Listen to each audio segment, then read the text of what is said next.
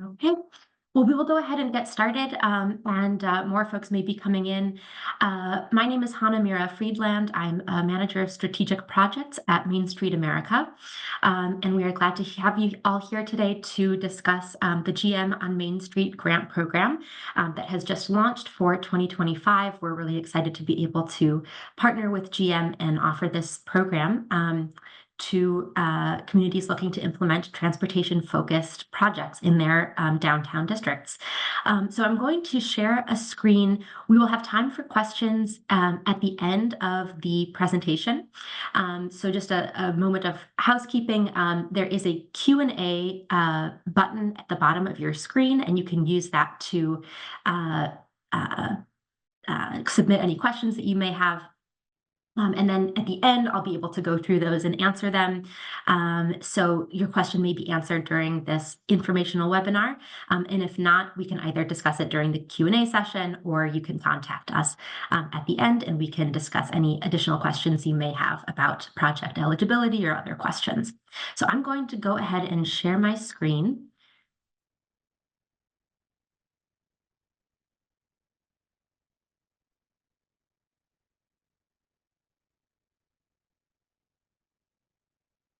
Okay. So this is the GM on Main Street Grant Program informational webinar. This recording also will be sent out to all registrants afterwards. So if you also have any team members or any other folks who may wish to see this, this can be available to people to view afterwards. So a little bit about Main Street America for anyone who may not be familiar. Main Street America, or MSA, leads a movement committed to strengthening communities through preservation-based economic development in older and historic downtowns and neighborhood commercial districts. We have a network of more than 1,600 grassroots organizations and 46 state, county, and city level coordinating programs, united by a commitment to fostering strong local economies and enhancing the distinctive character that makes communities attractive to residents, visitors, and businesses. Our mission is, to lead this collaborative movement through local place-based economic development and community preservation. And we look forward in the future, to have continuing now and moving on, building upon work that has already been done, and moving forward so that everyone has access to an inclusive and resilient Main Street, a place that has a thriving local economy, is distinctive and rich in character, and features welcoming spaces and diverse businesses for residents and visitors alike. We do this through the Main Street approach, which is an adaptable framework that is locally led, specific to the community and the context and local conditions. And this is done through 4 different kind of lenses, one being economic vitality, organization, promotion, and design. So if you'd like to find out more about this, you can visit mainstreet.org to learn more about Main Street America. Or connect with a local Main Street organization in your area if you are not yourself a Main Street community. We want to give a big thank you to our sponsor, GM, General Motors. GM is committed to creating inclusive solutions to social issues in the communities in which we live and work. Their philanthropy puts people at the center and is structured under the following social impact pillars, one being STEAM education, building a diverse pipeline in science, technology, engineering, arts, and math, and the second being road safety, working toward a future with 0 crashes. And it is the traffic safety, road safety area that this program falls under. You can learn more about GM's commitment to philanthropy at the link, and this slide deck will be available as well, so you can find it through there. So the GM on Main Street, a little bit of history about this program. In 2023, 6 $25,000 grants were awarded to nonprofit organizations and municipal government entities to implement innovative and inclusive placemaking initiatives in publicly accessible location in the downtown commercial district. And in 2024, this program awarded 5 grants of $50,000 each. These were all located within an eligible set of GM counties. Then in 2025, now, we will have 5 $60,000 grants, specifically to help fund transportation-focused projects. One of these 5 grants will be designated for a federally recognized tribe located within the Main Street America network. And the other 4 grants will be for nonprofit organizations or local governments located within the eligible GM counties. So there are kind of these 2 threads of funding for this program this year. And the eligible federally recognized tribes for this program are located in areas where the land overlaps with the Main Street network. And so these might be, different areas around the country, and I will speak more about which communities are eligible, and we also have all of this information on our program webpage, which I'll link to later, but you can find that all on the Main Street America website as well. So this year's funding, again, it's for transportation-focused projects. So anyone who either has been a grantee in the past or who has applied before, you know that previously these were broadly placemaking initiatives of all kinds. Note that this year the program is specifically for transportation-focused projects. This is flexible funding for innovative transportation projects that will improve the safety, accessibility, and vibrancy of downtown districts. So we're looking for ideas that will make your downtown more walkable, safer, accessible, and attractive for visitors and residents. And these proposals should focus on projects that promote pedestrian safety and traffic calming initiatives that improve quality of life. So this also builds upon, the previous years of this program when they were more focused on placemaking generally.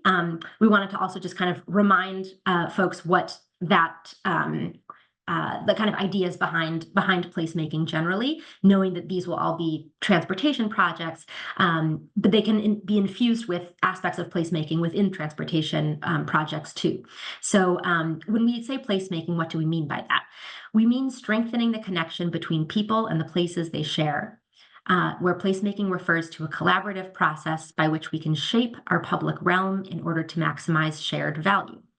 Placemaking facilitates creative patterns of use, paying particular attention to the physical, cultural, and social identities that define a place and support its ongoing evolution. And this is a definition from the Project for Public Spaces, which we've collaborated with before on a transportation toolkit. So you can kind of have these ideas in mind when also thinking about very tactical, logistical transportation projects that are around safety as well. So what are some examples of transportation-focused projects that you might consider? So these could be pedestrian safety and traffic calming projects, such as adding or enhancing a crosswalk in an important location, adding curb extensions, artful crosswalk designs, traffic calming features in a corridor, so that might be wayfinding signage or public art, constructing a pocket park in a vacant lot or a set of parking spaces that you might want to try to revamp and see if using the parking spaces or the vacant lot for a different use might actually increase foot traffic in the downtown area, and also provide other activities for people to do, a draw, and help with local economic development, as well as design and pedestrian safety.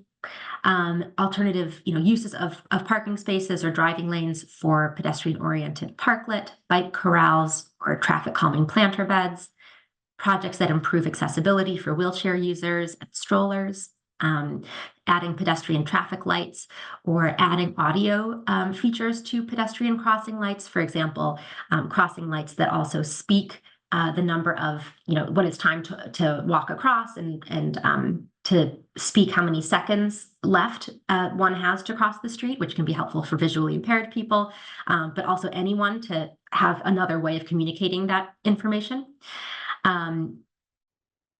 Establishing interim public plazas. And here, when we say interim, some of these projects may be more permanent in nature. They should all be focused on physical projects, but some of these may be more permanent projects, but you could also submit a proposal for more of an interim project that is perhaps a pilot using a space in a new way that may not be permanent, but might be a pilot to see if it would be possible to, and if it would make sense to have that be a permanent project later on. You could also consider doing some sort of road diet or smaller reconstruction project, thinking about it being feasible, though, to complete by the end of the grant period. I know some of these construction projects can be quite large and take much more time than this grant period allows. So that's just something to be thinking about, making sure that, if you're thinking about reducing the number of traffic lanes or adding a turn lane or adding or enhancing a bike lane, the project would need to be completed during the implementation period. So perhaps this would be a piece of a larger project that would be able to be completed by the implementation deadline, which we'll get to soon in the timeline. And I want to just call your attention to a few of these examples on the right side of the screen. Here you can see this one with the different buildings with a bike racks, which also look like they can kind of influence a little bit more of a pedestrian safe area. You could also have not just traffic signal crossing lights, but also other sort of pedestrian signage so that vehicle users are aware of the people crossing the street, especially knowing that a lot of main streets may exist along, state highways, and that they can be very busy streets with high speed limits as well. So more pedestrian safety measures there. You can also see where some roadway area has been converted to some bike lanes and a parklet. You could also have a situation where there's also still room for a car to go, but you also might have one or both of these elements.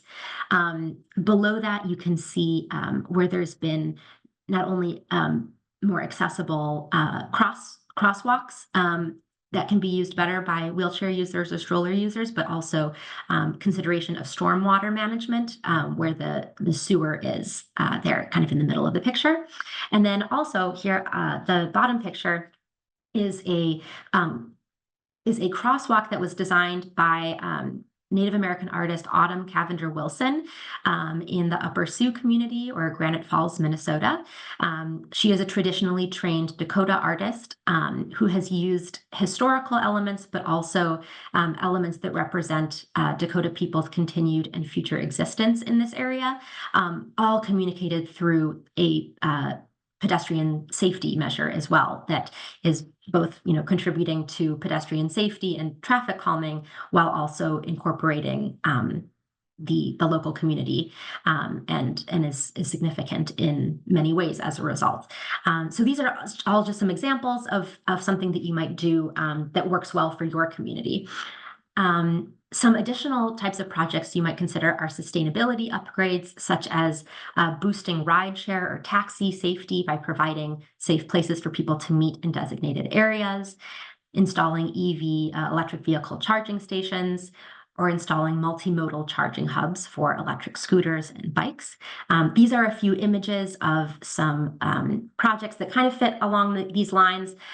So these could be, rideshare, or in this case, bus shelters. There's a bus shelter in Minneapolis, Minnesota, pictured in the bottom left, where you can see functionality and public art coming together. This was made by a local artist, also in Scottsdale, Arizona, where there is a lot of heat, and so having shade and more protection from harsh sunlight and heat can be useful and make it a more pleasurable waiting experience for someone waiting for a rideshare or a bus or a taxi. Also, installing a mural maybe at an existing bus stop, as the community in Dale City, Virginia did. You can also see a few other examples of, electric vehicle charging stations in Ohio there. Here there's in the middle, kind of a parklet with some bike and scooter charging stations as well. So one smaller space, but a lot of opportunity to do different kinds of things right on that space in the parklet. And then also, other opportunities, not only for scooters and bike charging, but also for someone to recharge a battery for a wheelchair or something like that. So those are some additional examples, and we encourage folks to, if you're having some sort of art-related component, or in any construction, whenever possible, to loop in local artists, local businesses for supplies and labor. We encourage that whenever possible. And so there are additional resources for more ideas that you might have, or more inspiration or more guidelines on the kind of projects you might consider implementing. And this is a screenshot from the GM on Main Street webpage. So you can find that there and click into those guides. And there might be lots of other guides that you find helpful locally or on a national scale. So we encourage you to check out lots of different kind of ideas. So going into eligibility of the program, applicants must be either a 501c3 or 501c6 organization or a municipal government entity located in one of the 82 selected counties where many GM employees live and work. So that's the one group of applicants. And then the other group of applicants would be federally recognized tribes whose land overlaps with the Main Street network. And eligible communities are listed again on the GM on Main Street webpage, where there is a document on the first page. It lists all counties that are eligible. And on the second page, it lists all tribes that are eligible. There are 82 eligible counties, including more than 100 Main Street America member organizations that are near GM facilities. And there are 18 federally recognized tribes that are eligible.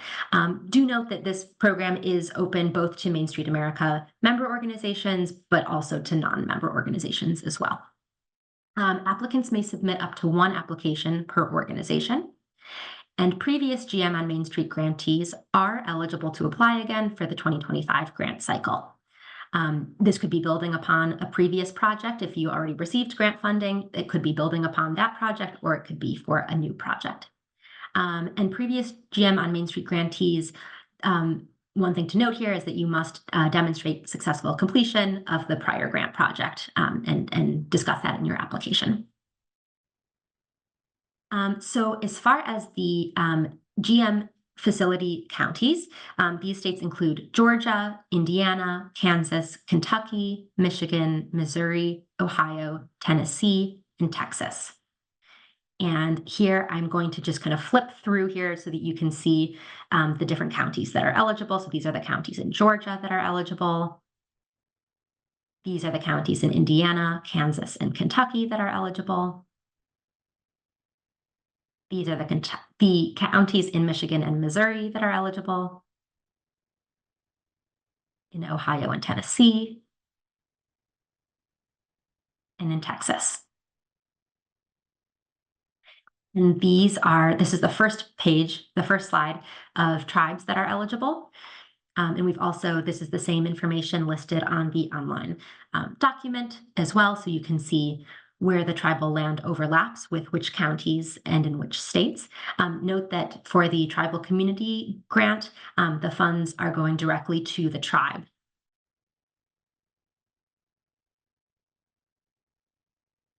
And here is the second slide of eligible tribes.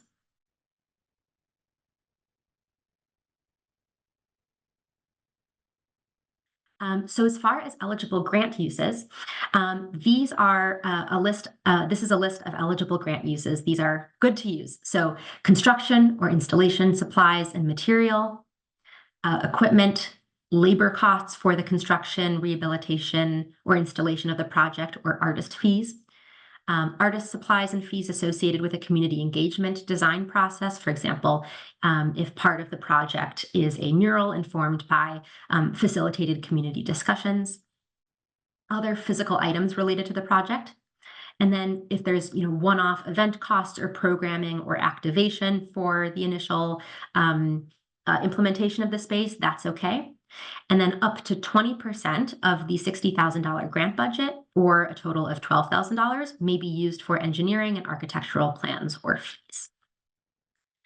Ineligible grant uses would include staff salaries beyond the initial construction or rehabilitation or installation labor. So initial installation labor is fine, but any kind of staff salaries beyond that, or additional consultants or anyone else who would be hired beyond that would not be eligible, as well as operational or maintenance expenses, You may not submit a proposal for reimbursement for projects that are already completed, and your budget may not include more than 20% of the grant budget going toward engineering and architectural plans or fees.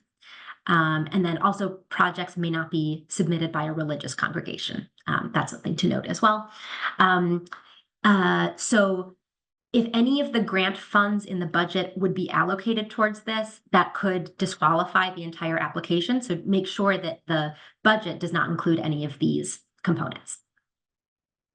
So then moving on to review criteria, applications will be evaluated on being transportation focused, meaning the proposed idea must be a local transportation-oriented placemaking initiative located in a publicly accessible location in the downtown or commercial district. The transportation-focused placemaking grants should focus on projects that elevate GM's and MSA's priorities to promote pedestrian safety and traffic calming initiatives to improve quality of life in our main streets. Next, applications will be evaluated on innovation. The proposed idea should represent an innovative, experimental, creative, and/or entrepreneurial approach to placemaking on Main Street related to transportation. Next is inclusivity and accessibility. So Main Street America believes that main streets are for everyone. The proposed idea must consider community needs and intentionally include the local community in both the project design and also the execution. So that just is, discussing taking the community's as far as in project design and execution, that's both making sure that this is meeting a demonstrated need within the community, and also, in its implementation, is there an opportunity for volunteers or other community members to be involved in that as well. Next, your applications will be evaluated on feasibility. The proposed idea should be feasible given the grant amount and program timeline. So I'll discuss the timeline more in depth in a moment, but projects must be able to be completed and usable by the public by November 30th, 2025. So something to note here is that if your project is multi-phased or a large project, and this would be this $60,000 grant would be supplying the funds for some of the project, it's very important that the project for which you are applying for this grant is fully complete and usable by the end of the deadline. So, for example, if you have a multi-phase project, this would probably need to be toward the end of your last phase, since these projects should be shovel ready, and the implementation period would be May through the end of November. So it's not a ton of time. And so it would be important that it's toward the end of that, multi-phased time, so that it can be complete. Or you might have a project that, the entire project is doable with the $60,000 and would be able to be completed still by the November 30th deadline. Next is replicability. So the proposed idea is something that could be modeled and/or scaled for other downtown districts to adopt and implement. So that is what the applications will be evaluated on. This will be a review panel made up of both Main Street America and General Motors reviewers. And then I just wanted to show a couple of examples of previous projects. So note that these are kind of general placemaking projects. So some of them had to do with transportation related topics. And in fact, most of them, I think, touch on transportation in some way. But these were just a couple examples. We had a couple of years ago the Alley project in Lorain, Ohio, a new vision for historic Dorr Street in Toledo, Ohio, down on the left. That was more of a planning grant. And then more physical projects, you can see this past year, the Beautify Holly Battle Alley Social District in Ganshaw Park in Holly, Michigan. The Columbia Infrastructure and Green Space Improvement Project in Columbia, Tennessee. Here you can see the curb extensions that were added to make the distance for crossing smaller and make it a safer pedestrian area, and also a little miniature kind of plaza as well for people to be able to enjoy, and as well as bike racks and wayfinding kiosks. There's also the Downtown Bowling Green, Kentucky placemaking art projects. Here's another example of an artful crosswalk that was implemented, as well as traffic light boxes, utilities boxes that were painted by a local artist, and downtown wayfinding signage. In the Arts District signage in Hapeville, Georgia, showcasing kind of local historical elements within the signage, and being a destination and something that really demonstrates and calls attention to the Arts District. The Saginaw Green Makers Village in Pontiac, Michigan. Here you can see some of the different structures there, as well as the mural and some of the in-process meeting going on. So those are some, ideas of other communities that have implemented this grant program. Again, just remember that this year, all projects should be focused on transportation. So what does the application process look like? The timeline, applications opened yesterday, February 4th at 12 p.m. Central Time. Applications will be open through Sunday, March 2nd, 2025 at 11:59 p.m. Central Time. So make sure to get your applications in before then, and I'll discuss what that process looks like, how to submit your application in a moment. Grant recipients will be notified by early April of this year. Grant funds will be dispersed to selected recipients by May 1st. Project implementation will take place May 1st through November 30th. Projects will be completed and usable by the public by November 30th. And then along this time, there will also be 2 progress reports for grantees to submit, as well as a final grant report. And the final grant report will be due December 5th. For both of the progress reports and the final grant report, we will send grantees a template form to fill out that will ask all the specific information. And they are not super long forms, but they would be, collecting information on the success of your project so far as a progress report, as well as photos as it is being implemented. And then the final grant report will ask on overall metrics of success related to the project, as well as photos of the completed project. So the application itself will all activity for the application will be done online using the secure submittable platform. This is a platform that Main Street America has been using for a long time. And this is where you would go to submit your application. The link to the application, which I'll also link in the chat after this, has a button there that will take you to the application. From the web page, you'll want to ensure that you're completing the appropriate application. So if you are an organization located within one of the counties near a GM facility, then you would submit one version of the application. Or if you are one of the eligible federally recognized tribes in the Main Street Network, you would submit a different application. These applications are almost identical, and it's the same grant amount and everything, same timeline and everything. There's just a couple differences on the form as far as what you're filling out. Anybody can go and view either of those applications. So if you were curious to see what the other one looks like, but just make sure that you do select the appropriate application for your organization or type of government.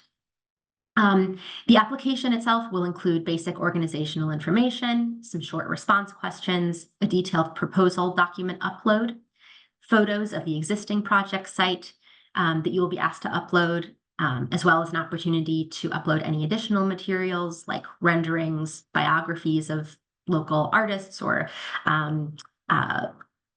other materials related to the project to support your application. The more images, maps, renderings that you can submit for your project, that's really helpful for the review committee to be able to really visualize and understand where within the community the project would be located and what specifically would be implemented at the site. You'll also be asked to upload a budget document discussing or showing clearly what the different items are within this project, and also specifically what the GM on Main Street grant would cover versus any other expenses, and what would be used as the sources of funding for those other expenses if applicable.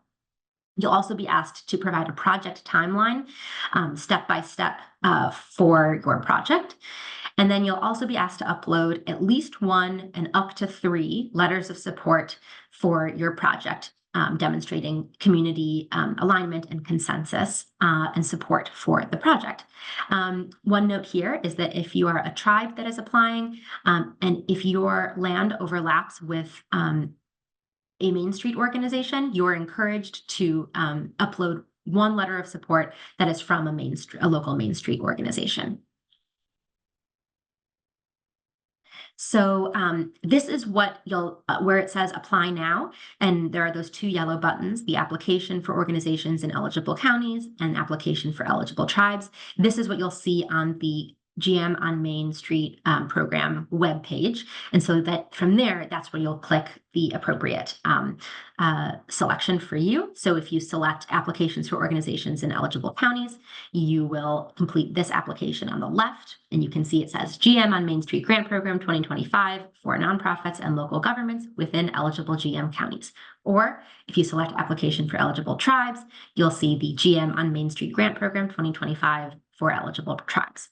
Again, if you're curious to see what the other one looks like, you can go in and view that. They're very, very, very, very similar, just a few different, few distinctions. So to start your application, you will need to create a login for Submittable. When creating your login, and you can do that from that web page, you've clicked on the application, and then when you scroll down, it will ask you to either log in or create an account. When creating your login, please use an email address that you regularly monitor, because we will use that email address to send you information regarding your application's status by early April, and that'll be sent through the Submittable platform. Additionally, to avoid losing work, we recommend drafting responses in a separate document, whether that's a Word document or an email draft, and once ready to submit, copy and paste your responses into the application form. You are able to save your application as you go, so you should be able to enter information, save a draft, and come back to it, and then when you're ready, submit the application. However, we know that every now and then there's a tech glitch that could happen. So that's why we recommend putting your responses somewhere else so that they're there and they're safe to come back to if you do experience some sort of technical glitch when trying to save your application. When you are on the application, you will also be able to add collaborators to your application. So each organization, again, can only submit 1 application for the cycle this year. But if you have other team members or other partners from other organizations that are helping partner with you on the project, you can click this Manage Collaborators button that you'll see at the top of your application, and you can invite them to help, as you're filling out the application. But just note that you will need to be the person that actually submits the application. And any collaborators who are invited to join on your application that you might ask to join, they will need to also create a Submittable account.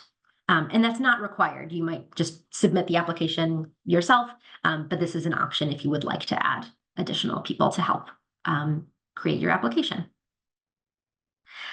So types of questions that will be on this form are listed here. So this is the project title, the project lead's email and phone number, organization name and address. Main Street America member organizations will be asked for their Main Street America member IDs. And if you don't have this information handy, you can email the GM on Main at mainstreet.org email address, which I'll put in the chat, and we can assist you with that. Details on the applicant's organization's previous experience leading a local transportation initiative. If you've had previous experience doing this, you'll be asked to discuss that. If this would be new for you, you'd be asked to discuss your organization's capacity and expertise to manage this effort. You'll be asked to upload the detailed project proposal, describing how your project represents innovative, inclusive, accessible, experimental, sustainable, and/or creative approaches to a local transportation project. Again, we encourage you to include renderings, maps, and images. And then you'll also be asked to describe the public space where this project proposal would be implemented. And you can read all of this in more detail later, but just want to give you a sense of what will be asked so that you have the information ready. You'll be asked to describe the community in which your project would be implemented, including community demographics, population size, any primary employers, et cetera. And as well as also any current challenges that the community is experiencing and how this project would help address that challenge. Main Street America believes that Main Streets are for everyone, so you'd be asked to describe how your project design and your project execution plan actively takes into consideration the lived experiences of all your community members. And then you'll be asked to provide 3 specific ways in which the project would benefit the community and how it could be modeled or scaled for other downtown districts. For organizations located within the eligible GM counties, you'll be asked if the project lends itself to a volunteer day to describe how volunteers from the nearest GM facility would be involved. But if you are with a tribe that is not located near a GM facility, you would not be asked this question on that application. Then you'll be asked to provide a timeline for the project, noting when the different stages or elements of your project will be executed if selected.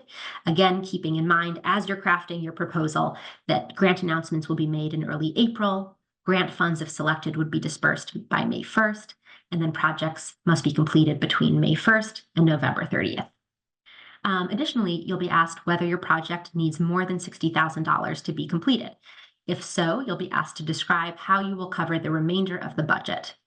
Please specify exactly which parts of your project the GM on Main Street grant funds would cover versus the components that other funding sources would cover. Please also indicate the certainty of any additional funding sources. And these additional funding sources, it's very helpful when these funding sources are, already secured or very close to being secured, or contingent upon another grant being like this grant being awarded.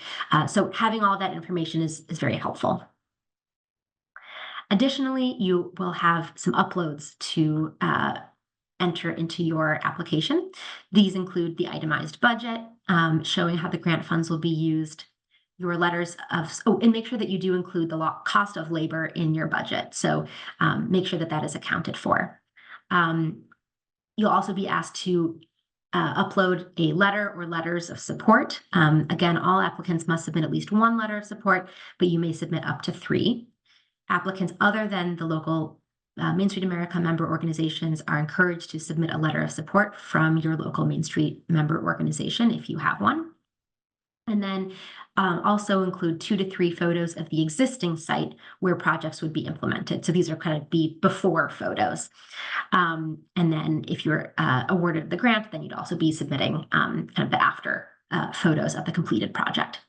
Optionally, you can also add any other supporting documentation, other renderings, a map showing the public space situated within the surrounding area, artist biographies, etc. There are many different types of eligible file types as well that the application can take. Also, I think some of these might be videos as well. So if there's a video that or news or other press related to your project that you want to include, or some sort of video describing your project that you might already have available from earlier, you can include that, but that is very much not required. But if you have that, this is an option for including that. So this is exciting for me. So tips for creating a strong proposal. So you have all of the eligibility information. We've talked about the review criteria, examples of projects, eligible expenses, etc. So what makes a strong proposal? Choose a project that is innovative and unique while also ensuring that it's manageable to complete within the implementation period and within your budget. So make sure that the project that you're submitting will work well for this grant timeline and the budget available. When submitting your budget, make sure that it is clear and detailed. So again, can't stress enough, make sure to include the cost of labor in your budget. If your total project cost is more than $60,000 that this grant would cover, be sure to specify which elements would be covered by this funding versus what other funding sources would be needed beyond this grant. Avoid submitting projects with significant funding gaps, as the GM on Main Street grant projects must be completed and ready to use by the public by the November 30th, 2025 deadline. So I know I'm repeating this a little bit, but I just want to make it super, super clear. And then when developing your project timeline, make sure to include time upfront for any anticipated local approval processes that may be required in your community. So make sure that you have that information and take that into account. If you have any questions about that, you can contact the email address for the grant program. Additionally, demonstrate in your proposal how the community was or is involved in your project design, and discuss how the project site will be activated once the project is complete. Additionally, look for opportunities to incorporate environmental sustainability and/or climate resilience measures into your project proposal. And then we encourage you to seek inspiration from your local culture, history, and/or environment. So to get started, this is the webpage. It's www.mainstreet.org/GM on Main. That is where you will go and find all of this information on the webpage. And when you scroll, it'll look like this. And when you scroll down, you'll be able to find lots of different information that we covered today, and also the links to apply. And so we are now at the conclusion of the informational webinar. So thank you very much for staying on. We really hope that you will apply for the GM on Main Street grant and are really looking forward to reviewing your proposals. And if you have any questions, please feel free now to put those in the Q&A chat, and we will answer as many questions as we can. If there's anything that I don't know the answer to firmly, then I will double check so that I can give you the most accurate information and would get back to you. You can also contact GM on Main at mainstreet.org with any questions related to the information we've covered today or anything else related to the program. So if you also, if you have any questions, feel free to put those in the Q&A. Otherwise, thank you very much for being here today. So I'm just going to take a moment and read. I see that we've gotten a number of questions, so I'm just going to kind of go through them as quickly as I can.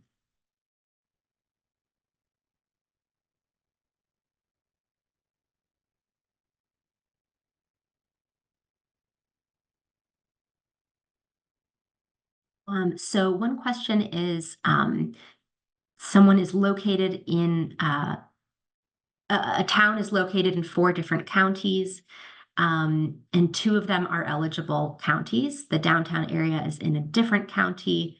Would the community be eligible for a project in the downtown area, or would it need to be in an area of town that is in an eligible county?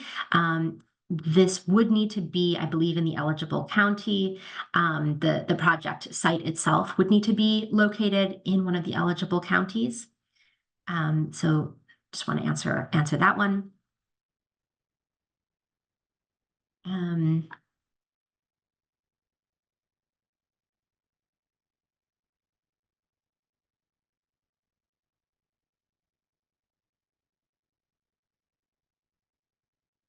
Yes. Oh, okay. So someone has asked for a copy of the presentation to take to the board, to your board. Yes, we will email all registrants of the webinar here today, both the slides from today's presentation and also the webinar, so that you can have those with you, and feel free to share it with whomever.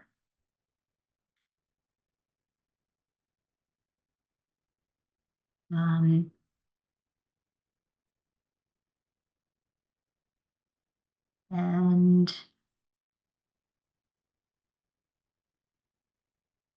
so I see one question here, where the tribe's headquarters is located within within a county that is adjacent to one of the counties listed on the eligibility slide.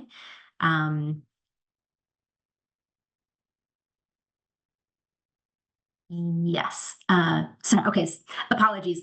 Some of these questions I'm just processing and figuring out what is more specific versus for general information. So I will answer some of these individually here, but regarding the tribal communities, if you have any questions or if there is anything that where, like, if the tribe's headquarters is outside the county or counties that are listed on that uh, eligibility list, yes, please contact the GM on Main Street GM on Main at mainstreet.org email address to confirm eligibility, because if the headquarters is located in an adjacent county, that would be okay.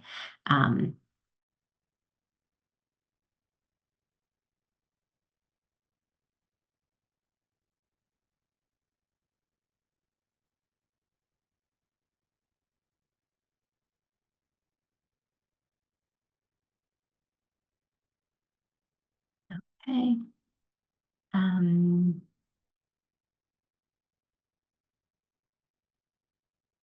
So someone has asked, our city is in an eligible county, but in the very north end. Is there a minimum distance requirement to a GM facility that must be met? No. As long as you are located within the county, that is fine.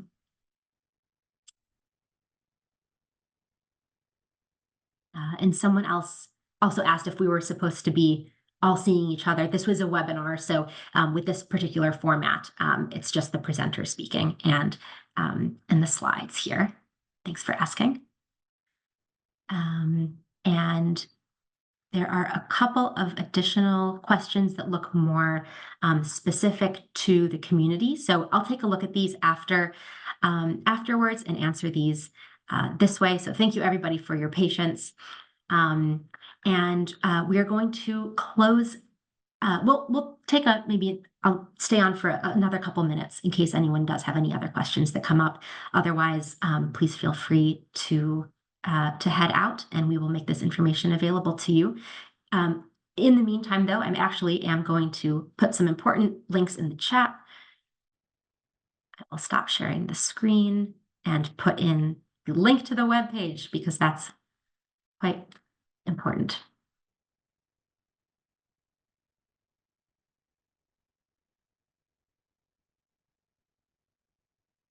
Okay, so I've just put in the link to the web page there on the right, and that contains all of the information that we discussed today, as well as the links to apply and list of eligibility for communities.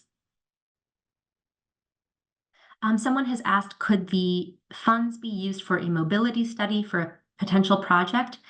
Yes, that would be eligible.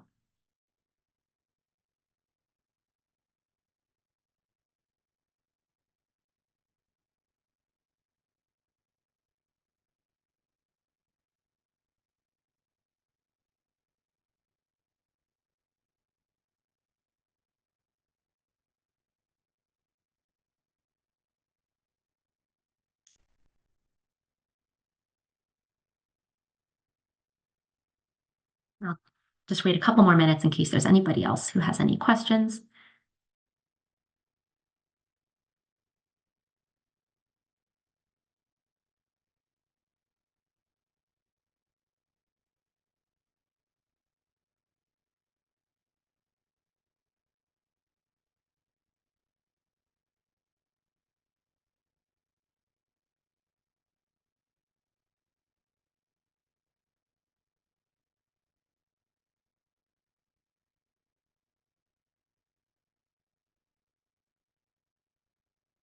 Okay. Well, thank you very much, everyone. It looks like we are have no more questions that are for more that would be kind of general, universal kind of questions. There's a couple specific ones that I'm going to just confirm on before responding, just so that I can be sure that I have the right information.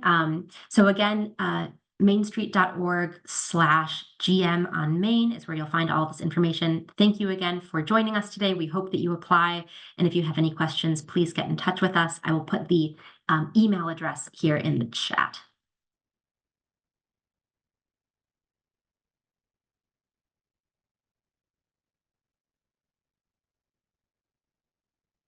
I've just added the email address there, so if you need to reach us, you can contact that number. Excuse me, contact that email address, and we will get back to you as soon as we can. Again, applications are open through March 2nd at 11:59 p.m.